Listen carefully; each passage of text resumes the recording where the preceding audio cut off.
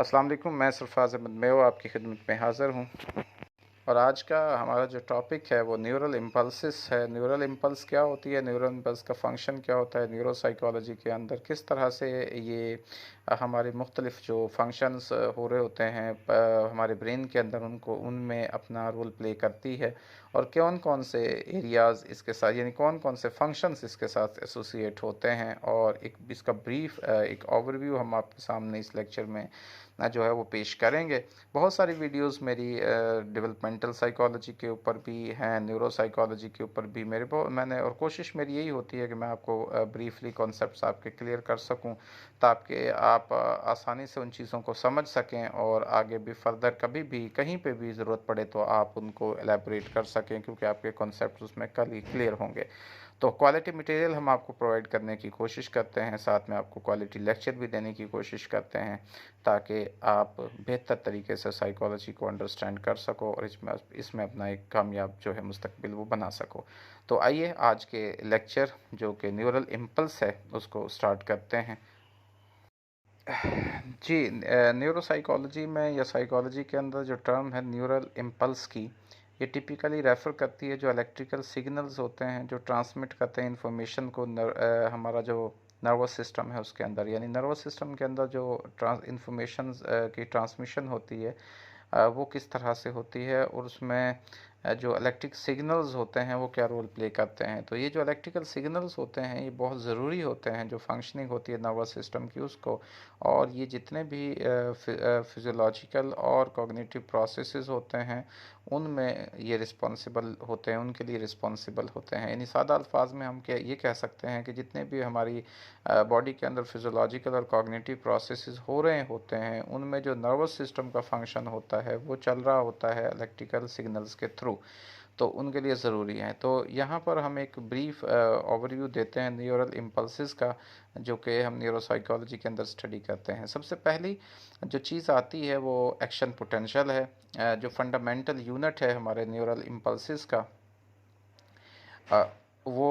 Action potential है। एक action जो पोटेंशियल होती है एक ब्रीफ रैपिड चेंज होती है इलेक्ट्रिकल जो वोल्टेज होते हैं और जो ट्रैवल करते हैं एक्सॉन से किसी भी, यानी जो न्यूरॉन्स के जो एक्सॉन्स होते हैं उनके साथ वो ट्रैवल करते हैं। ये एक रिज़ल्ट होता है जिसमें कि आयन की एक्सचेंज होती है, यानी सोडियम और पोटाशियम आयन्स एक्सचेंज करते हैं न्यूरॉन्स के जो सेल मेम्ब्रेन होती है उनके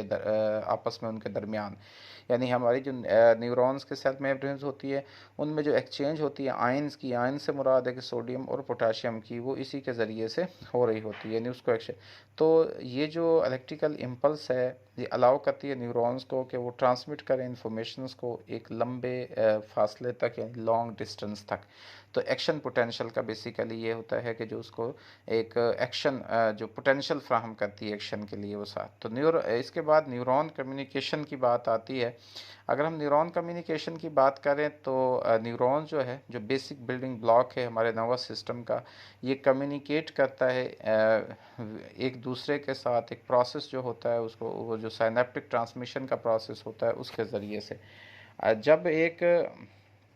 एक्शन पोटेंशियल एक एंड पर पहुंच जाती है एक न्यूरॉन्स के एक्सॉन के, जिसको हम प्री साइनेप्टिक न्यूरॉन कहते हैं, तो ये ट्रिगर करती है कि इसकी वजह से जो न्यूरोट्रांसमीटर्स हैं उनकी रिलीज़ हो साइनेप्टिक लिफ्ट के अंदर। और साइनेप्टिक लिफ्ट जो होते हैं बेसिकली छोटे छोटे गैप होते हैं जो प्री साइनेप्टिक और पोस्ट साइनेप्टिक न्यूरॉन्स के दरमियान होते हैं, उनको साइनेप्टिक लिफ्ट कहा जाता है। अब इसमें न्यूरोट्रांसमीटर का क्या रोल होता है, तो न्यूरोट्रांसमीटर्स जो होते हैं केमिकल सब्सटेंसेस होते हैं जो कि कैरी करते हैं सिग्नल्स को एक न्यूरॉन से दूसरे न्यूरॉन्स की तरफ। तो ये बेसिकली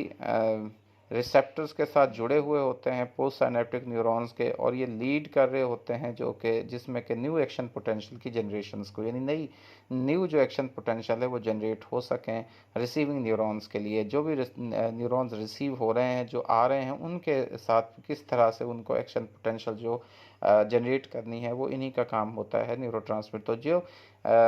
ये जो प्रोसेस है अलाउ करता है जो ट्रांसमिशन होती है इंफॉर्मेशन की न्यूरॉन्स के दरमियान, और ये लाजमी है बहुत सारे जो हमारे कॉग्निटिव और फिजियोलॉजिकल जो फंक्शंस होते हैं उनके लिए, यानी जो न्यूरोट्रांसमीटर्स का जो फंक्शन है वो। इसमें जो चौथी चीज़ आती है वो न्यूरल नेटवर्क से आती है। न्यूरोसाइकोलॉजी के अंदर जो रिसर्चर्स हैं वो उन्होंने स्टडी किया कि किस तरह से न्यूरॉन जो हैं वो ऑर्गेनाइज होते हैं एक कम्प्लेक्स नेटवर्क्स के अंदर और सिस्टम्स के अंदर। ये जो नेटवर्क्स होते हैं इनके अंदर बहुत सारे फंक्शंस होते हैं, जैसे कि ये यानी जो नेटवर्क्स बेसिकली बहुत सारे फंक्शंस को सरंजाम दे रहे होते परफॉर्म कर रहे होते हैं, जिनमें परसेप्शन है, मेमोरी है, मोटर कंट्रोल है, इमोशंस वगैरह। जो स्टडी है न्यूरल इम्पल्स की और किस तरह से ये प्रोपागेट करते हैं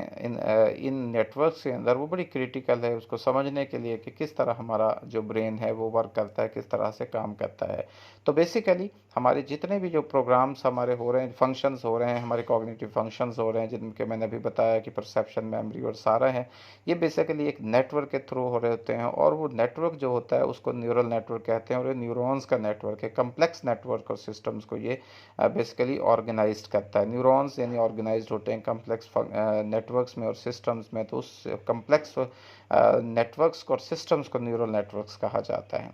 अब कॉग्निटिव और बिहेवियरल इम्प्लीकेशंस क्या हैं न्यूरल इम्पल्सिस की? तो जब हम न्यूरल इम्पल्सिस को स्टडी करते हैं और इनके रोल को स्टडी करते हैं नर्वस सिस्टम में, तो इसकी वजह से हम एक वाइड रेंज ऑफ कॉग्निटिव और बिहेवियरल जो फिनोमेना है उसको समझ सकते हैं या उसको स्टडी कर सकते हैं। तो फॉर एग्जांपल हम अगर न्यूरल इम्पल्सिस को स्टडी करते हैं, उन न्यूरल इम्पल्सिस को जो कि एसोसिएटेड होती हैं स्पेसिफिक ब्रेन रीजन्स के साथ, ये हमें एक इसके बारे में आगे ही फ्राहम करता है जो कंडीशंस होती हैं, जैसे कि पार्किंसन डिजीज़, अल्ज़ाइमर डिजीज़ और दूसरी जो न्यूरोलॉजिकल डिसऑर्डर्स हैं उनमें, कि उनमें न्यूरल इम्पल्स जो हैं वो किस तरह से इन डिसऑर्डर्स के साथ, जो न्यूरोलॉजिकल डिसऑर्डर्स हैं उसमें इनका क्या रोल होता है और किस तरह से ये एसोसिएट होती हैं जो स्पेसिफिक ब्रेन रीजन्स होते हैं उनमें, जिनकी वजह से ये प्रॉब्लम्स हो सकती हैं। इन द एंड अगर हम बात करें, अगर समरी बयान करें, तो अगर न्यूरल इम्पल्सिस की हम बात करते हैं तो ये एक फंडामेंटल कॉन्सेप्ट है न्यूरोसाइकोलॉजी के अंदर। और क्योंकि ये बेसिकली इसके ज़रिए से कम्युनिकेशन हो रही होती है, एक फंक्शनिंग हो रही होती है हमारे नर्वस सिस्टम की। तो रिसर्चर्स जो होते हैं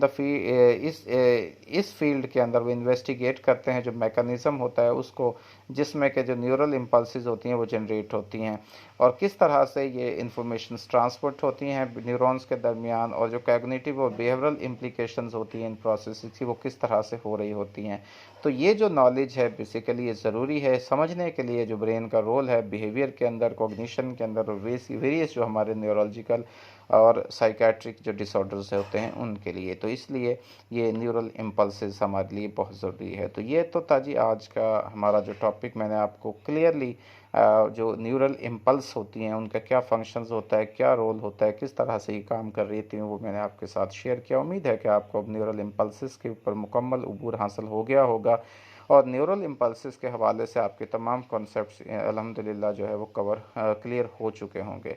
मज़ीद वीडियोस देखने के लिए हमारे चैनल को आप जो है सब्सक्राइब कर लें और इसमें जो बहुत सारी वीडियोस मौजूद हैं उनको आप सुनें ताकि आपके साइकोलॉजी के हवाले से मुख्तलिफ जो कॉन्सेप्ट्स हैं वो क्लियर हो सकें। उम्मीद है आपको ये लेक्चर पसंद आया होगा। अल्लाह ताला से दुआ है कि अल्लाह ताला आपकी ज़िंदगी में आसानियाँ नसीब फरमाए और आसानी तकसीम करने की तौफ़ीक नसीब फरमाए। अपनी दुआ में याद रखिएगा। आपका बहुत शुक्रिया। अल्लाह।